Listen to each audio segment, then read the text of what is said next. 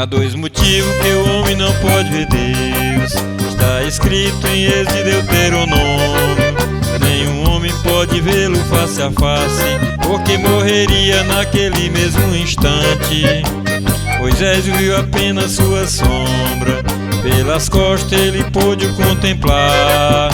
Esse é o primeiro motivo, e o segundo eu agora vou falar. Está escrito que lá no Monte Horebe, Deus não apareceu em forma de homem, em forma de aves que voam no céu, nem a semelhança de animais que há no campo, para que o homem não venha se corromper, fazendo uma imagem em forma de ídolo, e venha se prostrar e adorá-lo e carregá-lo em procissão, o que Deus tem proibido. Mas a promessa que um dia prometeu está escrito na Bíblia Sagrada, que um dia transformado lá no céu e veremos face a face como ele tem falado. Eu vejo Deus com sua imensa sabedoria, que o homem jamais pode calcular.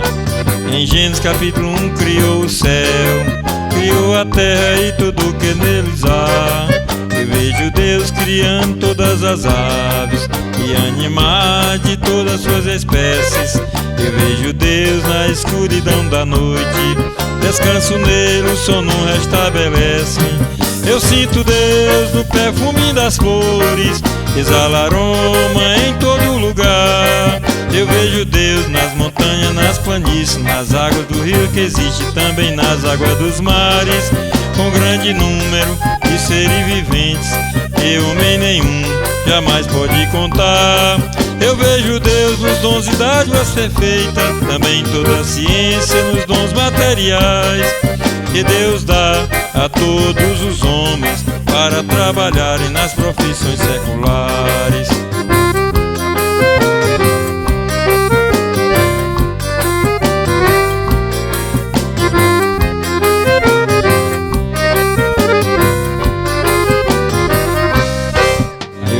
Deus no amanhecer de cada dia, quando o sol nasce traz vida em todo lugar.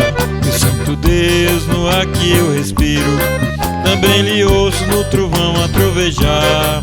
Eu vejo Deus nas florestas verdejantes, com folhas, flores, frutos que produzem sem parar. Também lhe vejo nos relâmpagos, na neve, na chuva que cai no céu, na face de toda a terra.